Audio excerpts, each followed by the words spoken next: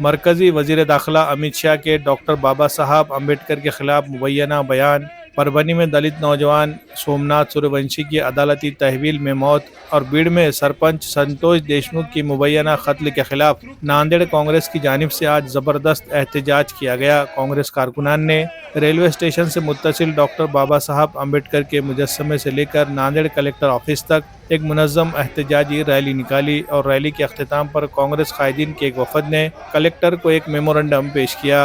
Memorandum में मुल्क में आइन और डॉक्टर बाबा साहब अम्बेडकर के खिलाफ हो रही सियासत की शदीद मजम्मत की गई। पार्लियामेंट में मरकजी वजीर दाखिला अमित शाह के डॉक्टर बाबा साहब अम्बेडकर की तौहीन पर मबनी बयान को शर्मनाक करार देते हुए इनसे माफ़ी मांगने और इन्हें फौरी तौर पर इस्तीफा देने का मुतालबा किया। कांग्रेस ने परभनी में एहतजाज के दौरान पुलिस की लाठी के दौरान जख्मी होकर गिरफ्तार हुए सोमनाथ सूर्यवंशी की अदालती तहवील में हुई मौत को कत्ल करार देते हुए जिम्मेदार पुलिस अफसरान के खिलाफ कत्ल का मुकदमा दर्ज करने और उनके खिलाफ सख्त कार्रवाई का मुतालबा किया। इसी तरह भीड़ में सरपंच संतोष देशमुख के कत्ल के पस पर्दा सियासी लीडरों को बेनकाब करके इनके खिलाफ सख्त कानूनी कार्रवाई की भी मांग की गई। इस एहतजाज में नांदेड़ के रुकने पार्लियामेंट रविंद्र चौहान, कांग्रेस जिला सदर BR कदम, शहर सदर अब्दुल सत्तार, कांग्रेस के दीगर रहनुमा बशमूल सुरेश गायकवाड़, सुरेश हटकर, विट्ठल पावड़े और कांग्रेस कारकुनान ने बड़ी तादाद में शिरकत की।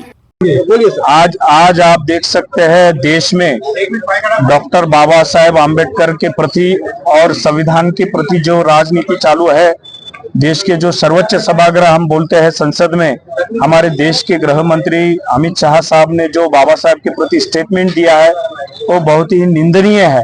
और हम कांग्रेस की तरफ से मांग कर रहे हैं कि अमित शाह साहब ने माफी मांगनी चाहिए और राजीनामा देना चाहिए।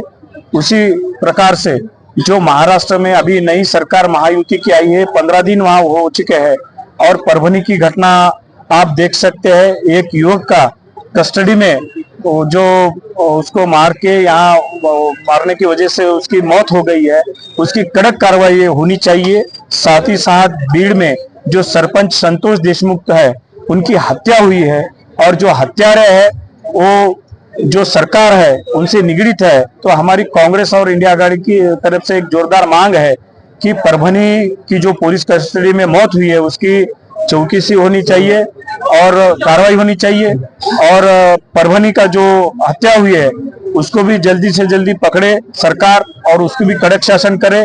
और साथ ही साथ अमित शाह साहब ने जल्दी अपना इस्तीफा सरकार को सौंपे।